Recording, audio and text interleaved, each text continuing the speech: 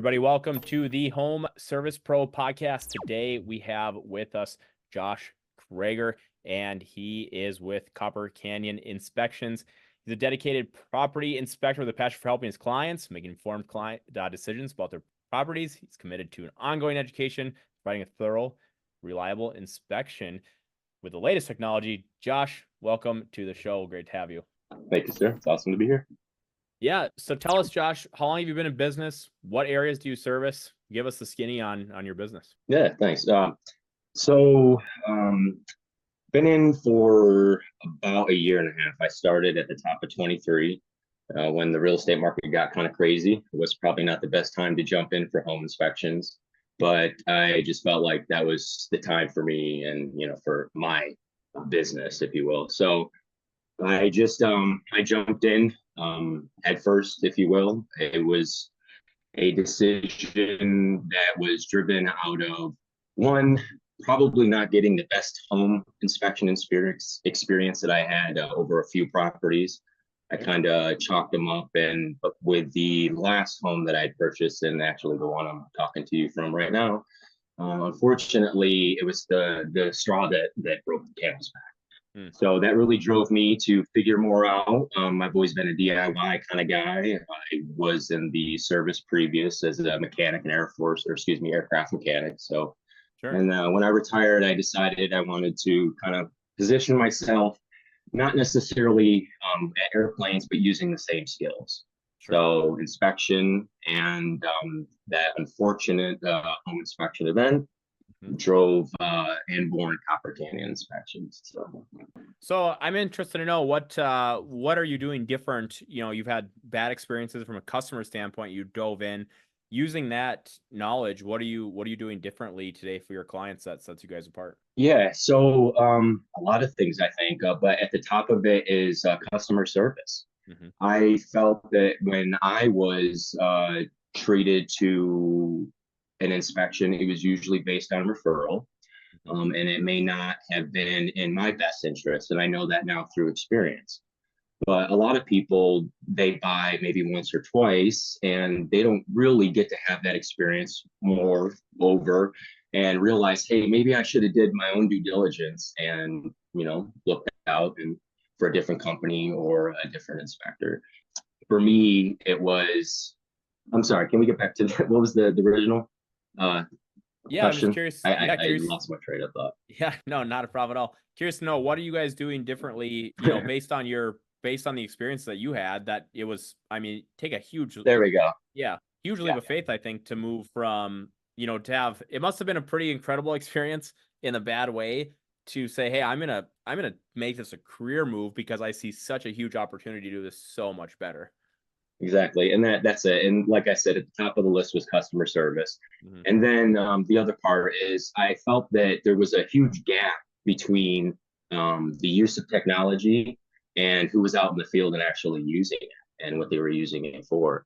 So that's what we bring to the table, where we are fully credentialed, if you will, and educated. And so we like to use the latest tools, sewer line scopes, thermal scans, FLIR, which was the military technology that we're using, for thermal. And so it's bridging that gap. And then the last piece of the puzzle for us is education. So like I said, if we have a home buyer, whether they're a first time or last time, they still need to be educated on the problem because everything is unique. Right. So, you may know basic functions of a home, you may know basic maintenance, but we're going to take the time to figure out the uniqueness of that place and really spend the aftercare, if you will, to educate and say, hey, this is what you got. Because it may not be new, but it's new to you. So you're going to want to know everything. Right. Josh, curious to know, what are you currently seeing in the market, today? Are more people opting in for a home inspection? I know at one point it was crazy. People were, foregoing the inspection, which would be a very costly mistake to make. Where are things going right now with the market? Yeah, that's a good question. All the folks that I work with, 100%, right? Yeah. But yeah, what I'm seeing is definitely the kind of culture shift in industry push that, yes, get an inspection, right? Even though we're not in that kind of crazy 2020, 2021, we still kind of have that mindset, but um, no, I mean, overall, it's been the push for inspections, slow it down, get the education, understand what you're doing, with the property, and use the time that's allotted to you for the whole process, For as sure. opposed to when we were kind of in the hot market, if you will. I mean, I think it's picking up for now, for sure. It's not so much of an inclination to say, hey, we need to get this done, we need to get to close, we need to get through even less than 30 days. So Hmm. yeah, I think definitely people are more educated. They want to be more educated, and I think the buyers are changing. The demographic, the age. Folks like myself and younger are wanting to know what they're essentially purchasing. It could be the biggest purchase of their lifetime or Oh yeah. investment. So Yeah. For a lot of people, purchasing a home is the largest, thing the most expensive thing they'll ever buy, which is just fine. I think, that's the norm, I'd say for most people. And yeah, I mean, you want to make sure that you're doing it correctly. I would say that a lot of people don't know what they don't know when it comes to purchasing a home. You don't know, is there something that's happened in the past that a home inspection is going to uncover? There's so many things that, even for myself personally, when I've gotten a home inspection, I feel like I know a lot about houses. And I opt in to have a home inspection for every house I've ever purchased. I've purchased the house I live in right now that was about 25 years old when I purchased it. We've purchased 3 short-term rentals that were all brand new, and I still had a home inspection for all 3 of them. It was because you just don't know what you don't know, and every single time, I've never had a home inspection come back with, "Yep, everything is good to go." And that's even with these brand new builds. The city, depending on what state, what city you're in, county, all those things, they have their inspections, but they're not catching all of it. We had a huge thing with at one of our brand new houses, that the electrical panel that they were using had a major recall on it. And I never would have known that as just a normal everyday homeowner. And I would say, running a routine home maintenance company where we go in and we literally are doing all this stuff for homes, I still don't know that. And I'm on the side of knowing more about homes than your average homeowner. So yeah, definitely a needed thing. What are you finding, Josh? Are there any things that you just feel like you walk up to a house and you're like, I'm gonna catch this again? Are there any things that are just happening over and over and over that you're seeing mm. in home inspections? And yeah, it's maintenance. Mm-hmm. Folks, they will get into a home, but come time for sale, they're not putting in the work, if you will. And with the previous top market cycles, I think folks got used to as is conditions, right? And buyers accepting as is, not necessarily negotiating. Mm-hmm. And I think that there's a gap in the market that has been where folks are living in homes, maybe my parents' generation, if you will, they raised their children's 20 to 30 years in a home. And dad has done what he could to keep it all together. And then, hey, it's retirement time. And oh, guess what? The water heater has to get replaced, or we're looking at potentially replacing HVAC because, yeah, it worked for us, but it may not work for our person that's coming in and apply the place. So yeah, I think there's a lot of preventative things that could be put in place, and I even see it on my end, because I that's again, to loop it back to educated buyers. They're doing the homework, and they're knowing quite a bit going into the purchase process and in the inspection process, and they know what the big ticket items are. Sure. Right. So they know the HVAC, my appliances, electrical potentially, so yeah, those are things that we could be. I think you do, you catch that, so you're catching that on a quarterly cycle. And that's the stuff that I think is protecting your investment, and when by the time I'm coming from, or somebody like myself, hey, you've done the work, the preventative maintenance, and when it's time, you have a full understanding of how your property is. And then when I'm coming through on the buyer side, it's kind of just a handoff of information. Hey, we've been maintaining it like this. This is the kind of maintenance log that I'm always having to say that's a limitation for me. A lot of times there aren't, 99% of the time. Mhm. So that's something that I think is changing as well, with the education and yeah. And where, long term, Josh, like where are you wanting to go with this company? Is it build and scale? Is it, getting a big team in place? Do you always want to be doing the inspections? What are you kind of hoping to achieve in the next few years?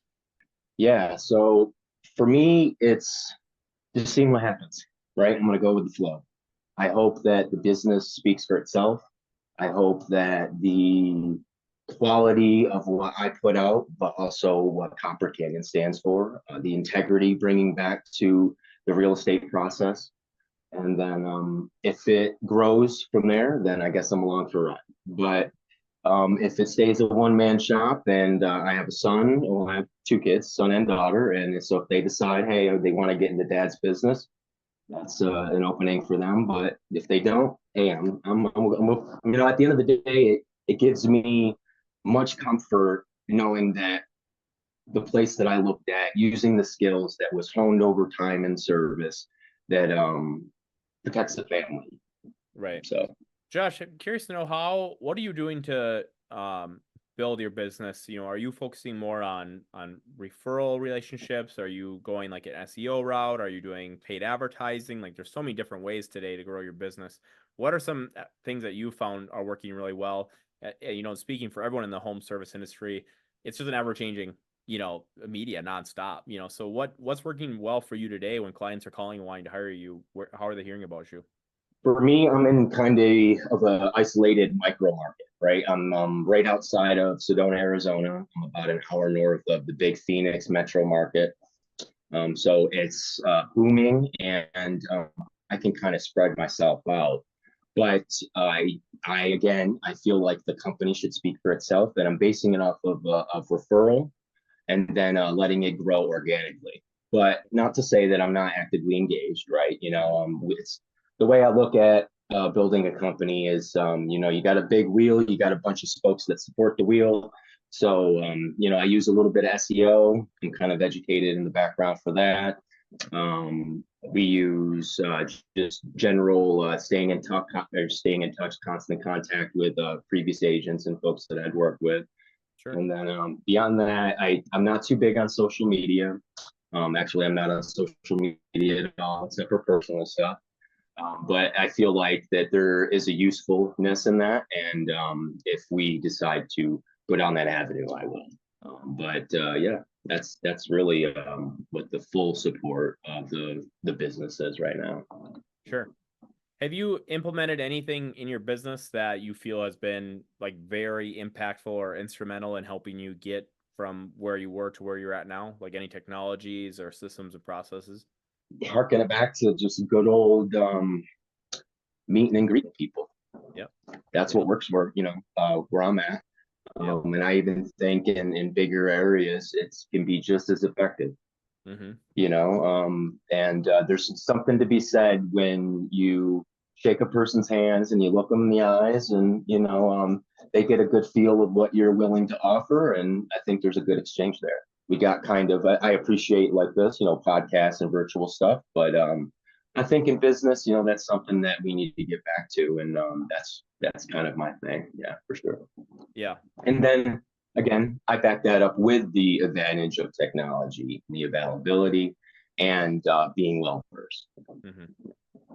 Yeah. I think it's been an ever-changing landscape for so many people, going through COVID where Zoom was, such a norm.